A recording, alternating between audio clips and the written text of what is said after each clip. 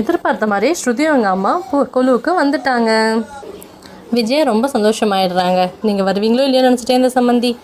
ஸ்ருதி அவங்க அப்பா வரலைங்களா சம்மந்தி? முத்து வந்து சொல்கிறாரு, அவர் ஏதோ வெளியூர் போயிருப்பார், ஏதோ முக்கியமான வேலையாக போயிருப்பார். இதே தானம்மா சொல்கிறாங்க. இல்லை, வீட்டில் தான் இருக்கார். அவருக்கும் வரணுன்னு தான் ஆசை. இந்த வீட்டில் இருக்க சில பேர் தான் ஏதோ விசேஷ நாள்னாலே ஏதோ பிரச்சனை பண்ணிடுறாங்க இல்லையா, அதுக்கு தான் அவர் வரலை.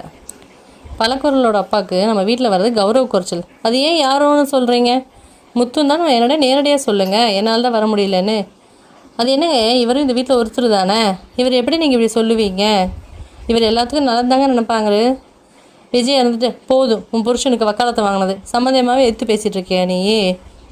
ஸ்ருதி அம்மா, அவர் ஒன்றும் அப்படியெல்லாம் கௌரவம் பார்க்குறவர் கிடையாது. சொல்ல சொல்ல அண்ணாமலை வந்து வாங்கங்கிறாரு.